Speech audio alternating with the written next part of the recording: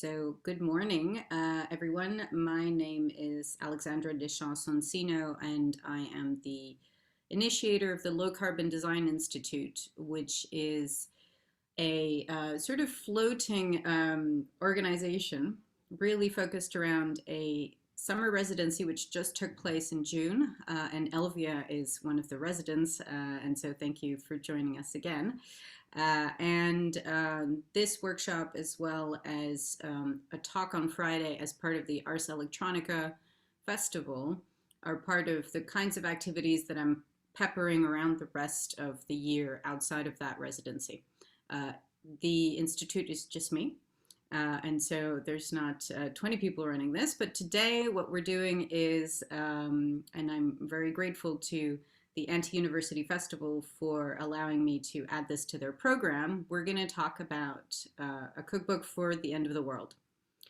Very dramatic title, I think, but hopefully I think a useful exercise and a useful way to engage with one another. If I can just kick us off by getting us to introduce ourselves and maybe where we are in the world and whatever else you'd like to share with everyone. So I'm Alex, I'm based in South London. I'm Canadian Italian. I will point to Elvia to do the next one. Thank you. My name is Elvia. I am in Lisbon. I split my time in between Lisbon and Eindhoven, and I am Portuguese Venezuelan. Go Cherry. Hi, I'm Terry. I'm in Frome in Somerset, but I run an organisation called Custom Food Lab, which is mostly based in Kent. I think that's it, really. Catherine, if you're able to introduce yourself, also okay if you're not. I'm going to take that as a no. Cool. No problem. Melbourne, Australia. Amazing. Amazing, amazing. Thank you for dialing in from what probably is midnight your time, I believe. Yeah, incredible. Thank you. I'm going to do something kind of quite unusual, which is I'm not actually going to run through slides. I know it's quite a pandemic format, but it's also why I'm not going to do that, because it's quite a pandemic format. And I'm actually going to walk you through all the examples that are on the website. So you could treat that page as sort of being a, not so live, but at least a useful resource, because at least everything is there for you to click on as I talk through it. Everything is there for you to sort of explore again as I talk through things. And what I'm only doing really is talking you through a line of thinking around what we could do today. I am very happy to be challenged. I'm also very happy to change expectations or outcomes, etc. So I'm very open throughout this entire process. The only thing I'm doing with the next 15 minutes or so is talking you through what I think are some interesting talking points, and I'm actually gonna, with my camera, going to physically point you at the books that are immediately surrounding me, because I've used them to pepper that webpage. So you're very welcome to move away from Zoom entirely and just go to the page that I've just put in the chat, which is also the page I've pointed you to by email. And you can just sort of go on a little meander with me. Why am I talking about a cookbook? I'm a little bit, I have to say, as a sort of industrial designer by training, as someone who also has hosted a lot of events and has hosted a lot of events that are kind of sometimes food focused, sometimes not, as a keen host in my personal life to my friends on a quarterly basis during the pandemic. I think that there's something really interesting and controversial and useful and dangerous about recipes and cookbooks. And I wanted to present those thoughts to you in a semi-structured way. So again, you're very welcome to just go to that web page, and it gives you an idea of what we'll talk about, and I'll point you to the bits that I will show you on camera. I look at recipes very specifically as instruction manuals. I think that they're a really interesting format for giving people instructions. They do that in very particular ways, and I think they do that in ways that we have to question, and we always have to, I think, yeah, just rethink. And the reason why I put this workshop together entirely is this Anna Jones book, which is called One Pot Pan Planet, which I bought. I was very excited. I don't have a partner right now, and I don't have any children, so all of my disposable income goes into books, and so I got very excited about this particular book because I thought that it would do something which it really did not do, and that got me thinking about how we set expectations when we put together something like a cookbook. So this is described as a greener way to cook for you, your family, and the planet. It has what you might expect of a cookbook published by an English woman in 2021, which is, incredibly beautiful images, incredibly beautiful recipes, and then occasionally a section that talks about climate change. And those recipes or those sections are really sort of segregated in terms of design. So for example, there's entire recipes of like what to do most with a particular ingredient, and then suddenly the pages become less visual, the paper is brown or kind of grayish brown, and there's a kind of real segregation between what is meant to be aspirational cookery experiences like this to duller, more kind of content-based stuff like this. And I thought that was really interesting because it kind of got me thinking about what this particular book doesn't really do, which is to talk about all the other things I will talk about now. I think that recipes are a useful way to give instruction. Instruction can be given in different ways. So for example, this is a fantastic book called Open Here, which you'll see on that page. And Open Here is a book about the art of instruction giving. And so instructions, we are surrounded by instructions. We don't even realize that we're surrounded by instructions, whether it's the instructions on how to apply a life jacket when you're in an airplane, if you're lucky enough to have flown in the last 2 years, or whether that's IKEA instructions on how to assemble furniture, or whether it's instructions on how to boil a pasta, for example. There's lots of different ways in which instructions can be given. And so recipes are a very particular kind of instruction. And I don't think that we realize that. I think it's also, it sort of produces a very particular kind of format as kind of anchored into recipes as a thing, but it also produces a very specific kind of imagery. So again, the difference between technical imagery that you might find in engineering and imagery elsewhere is, an interesting sort of thing to think about. And I think that recipes also allow us to talk about complexity without talking about complexity. So if you think of what a recipe does, it's actually, from an organic chemistry perspective, it's magical. A friend of mine teaches food science in secondary school, and the amount of things that are actually happening when you cook things, when you broil them, when you grill them, whichever, whatever, is actually chemistry, but applied in such a way that a person who is going through the instructions doesn't have to think about the chemistry. So there's an abstraction of complexity that is a useful thing, I think, to think about too. I think they're not perfect, and recipes and cookbooks as a format aren't perfect, but they're useful. Why are they not perfect? So I'll give you an example of a kind of imperfect books, kind of types of imperfect context. This isn't on the page, but I'll add it later. So this is the Blue Zones Kitchen. This is a book that I got as a gift from a friend. There's an entire section, and these blue zones are areas of the world which have longer lifespans and higher quality living and beautiful communities, et cetera, et cetera. And this book, is sort of selling a very particular thing.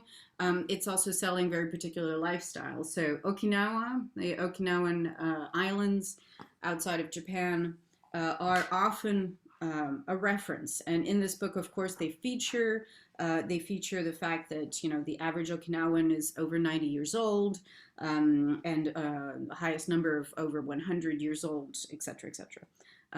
If you look at this and you look at what it's selling, really in the context of cooking, it's making major assumptions about our particular conditions here as I consume this from England, from a Brexit-laden England, but also the fact that in Okinawa things have changed. So in the last 20 years, the number of over 90 years old has diminished. And so over the last 20 years, this sort of idealized community, everyone is growing old all the time and everyone is happy, has changed because of globalization, because of capitalism. But this book was given to me 2 years ago.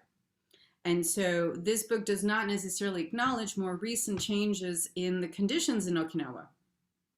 And so it's sort of an interesting story that it's telling. Is it a lie per se? No, of course not. But it is sort of avoiding certain realities on the ground, and it's telling stories about people far, far away from me. For me to check, I have to dig a little bit deeper, and certainly if I was just buying the cookbook to get instructions on how to eat better, I wouldn't necessarily challenge that, but I'm that kind of person, so I challenge everything. I also want to talk about the fact that cookbooks and recipes and food in general is also a really interesting way to capture changing conditions. So this little book here, also I think on the website, is called Point It. This was published in 1992, and this is a non-verbal or non-language-based little booklet for you to point at when you're traveling around the world and you don't know the word for something. Obviously, in 1992, we didn't have mobile phones, we didn't have smartphones, we didn't have ways to necessarily very quickly indicate, I would like this, I would like that. And I like to think of this and these pages around food very specifically as being a sort of snapshot in time of what was available in 1992, what was desirable in 1992, what you might have encountered. The drink section is particularly funny. And what isn't there, what isn't present, what isn't actually an international experience, because the international experience of food, as we know from the past 20 years, has changed immensely. And so by publishing something in writing, it's really encapsulating a time and a space and conditions that are constantly moving. I mean, this is the grain section, which is really about anything made with wheat predominantly. You could cut that up into a million more pieces before you got to the end of what is currently available in major cities around the world, or even small cities around the world. I'm pretty sure that some of these vegetables, their access and also how expensive they are would have changed around the world, and they wouldn't necessarily be something you would see very easily in a supermarket. Catherine, you're in Australia. I've had the pleasure of spending some time there, as well as New Zealand. The price of some of the food in your part of the world is extreme. And so, the likelihood of being a traveler that just points at things is really interesting. And it's really interesting to put things and lay them out in this particular way. I also want to talk about sort of the politics of food. There's a art collective called Cooking Sections. I'm sure that Sherry knows all about them. They are really focused on a couple of different things, but one of them is the history and the politics of food and their origins. So on the website, you will see an example of one of the pop-up stores that they have, which every year tries to make a Christmas pudding according to an ancestral recipe of what a Christmas pudding is, and sells it, but really highlights the fact that the way in which a Christmas pudding used to be described is in colonial language.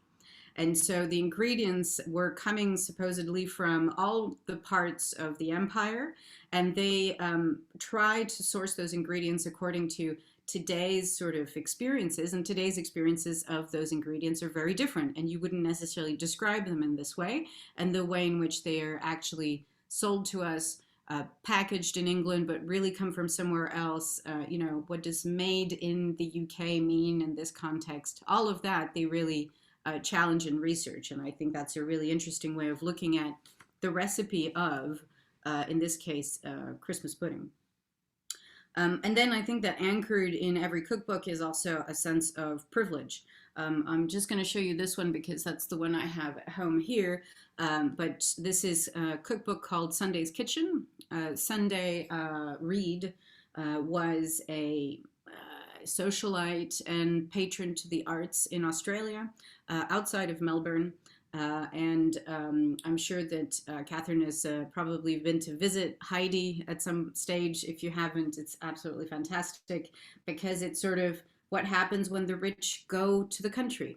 They buy up an old farm, an old milk farm, and then they start to host their friends who are all starving artists. They start to host them and cook for them. They start off, you know, they kind of basically finance the beginnings of modern art in Australia. And eventually, you know, these kinds of cookbooks are published to say, oh, this is what Sunday Reid would have cooked in her kitchen. And, you know, these are recipes that are not exactly for, you know, necessarily a working class community, an artist community. They have nothing to do with any of that. They're very posh recipes. These are people who just had power and had access to power. The same one which I referred to on the website is Lee Miller's cookbook. Lee Miller was a very famous photographer during the Second World War, had a massive amount of trauma that she was dealing with, and her latter years, her husband, Roland Penrose, became much more prolific publicly, and her profile started to diminish a little bit, and so she started tinkering around with a cookbook. That cookbook was published 2 years ago, and you know, you can look at it as the kind of thing that you would do when money is no longer an issue in your life. You're still a creative being, but you're living quite well. You're living on the outskirts of London. Your husband is, you know, a very well thought of, again, patron to the arts. He was the founder of the ICA, the International Contemporary Association in London. He also was an artist in his own right. And so that exercise of making a cookbook becomes like a thing to do, but it's not a thing to do because your life depends on it. Another sort of funnier sort of side of this is a Billy Connolly sketch that I posted on the page, which is a sketch from his 1990s sort of tours, which used to be in my household growing up in Paris. On VHS, we had this show that we would play just continuously, and is a whole sketch about a cookbook written by someone quite wealthy who talks about what to do with leftover venison. So cookbooks are really also about privilege sometimes. And then there's the other side of that privilege, which is what exactly does cooking and cookbook instructing mean in a context where people have diets that are absolutely a byproduct of their social and economic conditions. So I put in there the absolutely fabulous article by Jack Monroe that says basically you don't batch cook when you're suicidal. And so this was written last summer, and this is a long read, which I recommend you sort of go into later on if you can, about the fact that being poor, having mental health issues, being in trouble, not being able to put food on the table does not make you someone who is going to put any time into batch cooking in order to be most effective in the kitchen. I also post on the website some of the free school meals that were handed over in the beginning of this year And those school meals are really interesting because some of them are not really meals. They're not ingredients to make a meal. They're sort of, you know, lunch food for children, but lunch food that has no capability for cooking as part of it. It's sort of meant to nourish in a really odd way and meant to nourish in the cheapest possible way for the state, in the, again, the kind of social and economic conditions that we have right now in this country. I also put in reference to the Black Panther's free school meal program that was part of about 16 different social programs that were taking part in the late 60s by the Black Panther movement. And they, you know, fed children. They fed thousands of children, I think tens of thousands of children in a very short period of time, just by virtue of wanting to do that and wanting to take care of their community. How they did that, what the recipes were, etc. There's a little bit in the article that I linked to about that. And the last one that I think, again, on the other side of privilege at all, is the diet in prisons. The diet in prisons and the diet as linked to criminality. And so there was a book written in the 70s about the fact that diet, and the way in which you access good, bad diet, whatever definition good, bad you want to give here, has a huge impact on the crime rates.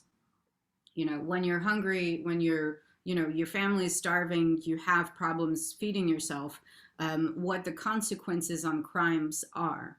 And then what the consequences of feeding criminals really poorly are. And so I linked to a report written by the kind of prisons commission in the UK in 2016 around the effects of poor diet inside of prisons on the amount of activity to and the amount of sort of unhappiness from prisoners. I also wanted to kind of link, and the first image on the website is an image of a Yoko Ono project. I'm a big fan of the Fluxus group and the work that was done around reinterpreting, I guess, the psychogeography realm, which is to look at what, again, instructions are and what do they give instruction to. So this is one of her many projects around giving people very short, and they're so short they fit on 2 lines, kinds of instructions. And I think that recipes are also a really interesting way to treat time. And this is another, there's part of this that's another angle of privilege, but part of this is not quite. So I looked this morning into my copy. I was kind of wondering about this, but I have a copy of the last Whole Earth Catalog, which is the last edition was really focused on tools and giving people who were predominantly moving to the desert or moving away from cities in order to get a better life or to sort of have a cleaner life away from capitalism in 1971 or so. They, out of the entire book, which is about, yeah, it's 445 pages, there's only 10 pages on how to feed yourself. So in this sort of utopian landscape, the tools that you need to feed yourself are very few and far between when you think of how important that is. I think that's really fascinating. And so the amount of time that's expected to spend, whether that's harvesting wheat in order to make your own bread, having the tools to harvest wheat, having the tools to turn wheat into flour, having the tools and time to make your own bread. I think those are all really interesting assumptions to build into a recipe. We are now in year 2 of a pandemic where quite a lot of people I think spent last year making sourdough bread. I don't know if that necessarily has continued to happen. I think most of my friends have given that up by now.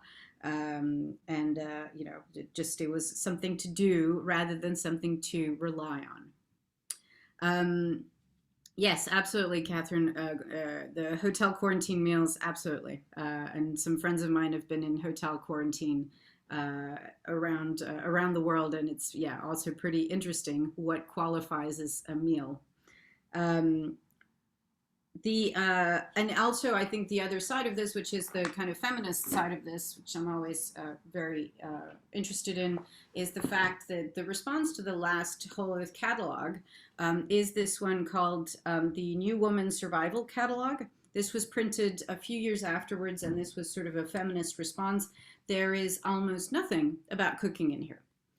Because we all know that cooking, cookbooks, recipes, etc., are predominantly a product aimed at women, and so, and you know, occupies their time, occupies their assumes their caretaking role in the world, and yeah, the entire book is mostly about all the other things in a woman's life rather than cooking, which I really like. I like that as a sort of antithesis to the Whole Earth catalog.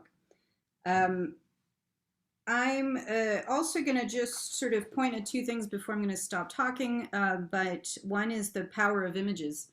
I think that there's something really interesting and really important to think about when we think about what image is really associated with recipe building, instruction giving, etc. So I'm going to pick something that is tangential to cooking but is still useful. So I'm a sort of amateur potter, and mostly I learned from the pottery studio that's 5 minutes away from my house in South London. But I bought this because I thought that my teacher was actually not giving me perhaps what I needed. And so this wonderful book by Simon Leach, who is the son of Bernard Leach, the very famous potter, or even grandson possibly, has these incredibly beautiful illustrations of what to do with your hands as you're holding this pot. And I think of all the times I've bought cookbooks that have no instructions and no instruction imagery as part of them, and how disappointing it is, and how much it assumes that you actually know how to cut an onion properly, how to do whatever it is. I think that there's a lot of tacit knowledge and a lot of manual and hand-based knowledge that is always taken for granted in ways that I think are really unhelpful. But printing images is extremely expensive, extremely labor intensive for publishers, and they just don't like doing it. And so this thinking about the kind of cost involved of including images is also an interesting hidden dynamic to recipe books, to cookbooks, etc. I also want to talk about imagery in terms of the power of imagery, and the example on the website is the example of Colors Magazine. Colors Magazine was a publication by the Benetton Foundation, who are owned by Pirelli, who make tires, so it's not a great example, but they had a graphic designer called Tibor Kalman, who was an American Hungarian who worked with them for years and who built up this sort of incredible approach to imagery. And they were a magazine called Colors, which was about, I guess you could say, universal concepts around humanity. They documented some of the Greenpeace sort of campaigns really well. They also talked about AIDS in really incredible ways. And I found an image which was just about sort of bits of the human body and bits of meat and cooking in general. And, you know, they just kind of put this as a contrast of organs on a table, raw. And that the power of that image, I think, is incredible, because it becomes political without having to point at a political message as part of it. And so, again, thinking about imagery here. And my last example I want to talk about is just in recipe and in recipe writing and recipe sort of building these days. And again, this is back to what Anna Jones was trying to do with her book. I think the work of Ling Tang is really interesting. So Ling is a friend of mine who's an artist living in London, and has built with the Chinese community a, if you will, low carbon cookbook, looking at the way in which Chinese food is made, looking at the way in which traditional Chinese food, she's from Singapore, but she was sort of working with, I think, an organization that deals with Chinatown in London, and looking at the amount of time spent frying things versus a rice cooker, where the ingredients come from, where each and every element that's used in the recipe, including spices, come from, what is their footprint. And I think that that's such an interesting accounting-based view of recipe making, cookbooks, etc., which is when you start to really tear open the whole sort of supply chain of what we're talking about, and you start talking about recipes as tools for better climate change accounting. And I don't think that's good or bad. I just think it's a really interesting way of introducing that conversation into the context of food, into the context of recipe writing, into the context of eating. And Anna Jones, just to finish off where I started, I guess, for example, talks about seasonality, but at no point in time points to any of the spices that are used in the cookbook, which of course, you know, nobody in this country is growing pepper, right? There are things that are exposed in certain contexts and things that are hidden. So I could go on, but I'm not going to because I've already spoken for too long. I want to open this up to collective conversation, collective thinking. And for us to sort of talk through anything that I've said that is interesting, not interesting, kind of brings ideas. And what I would propose is that in an hour from now, we collectively, and that also includes me as part of this, write a recipe. And we write a recipe that it can be as simple as you want it to be. Again, I've pointed at examples of complex recipe writing, simple instruction giving, and I leave that entirely open and for us to share back at 12:30 in order to share back anything that we've made. If you would like to leave at this stage and you want to have a think about it in your own terms at your own time, what I'm doing is I'm collecting recipes from a number of different people, including yourselves, for a print version of this sort of cookbook, as it were. And so on that same page, you have at the top of the document, you have a link to templates that you can choose to use or not use, which just gets you to think about instructions, gets you to think about ingredients, tools required, etc. You can absolutely ignore those, but there is a submission button that lets you submit the recipe, and you have until September 30th at midnight UK time to submit it so that I can include it in a print publication. So the print publication will encapsulate the work of the residents this year, these recipes from a number of different people, as well as the conversation I'm about to have on Friday at the Ars Electronica Festival. So I will stop talking now. I will also stop recording now, and we can have a chat if you'd like.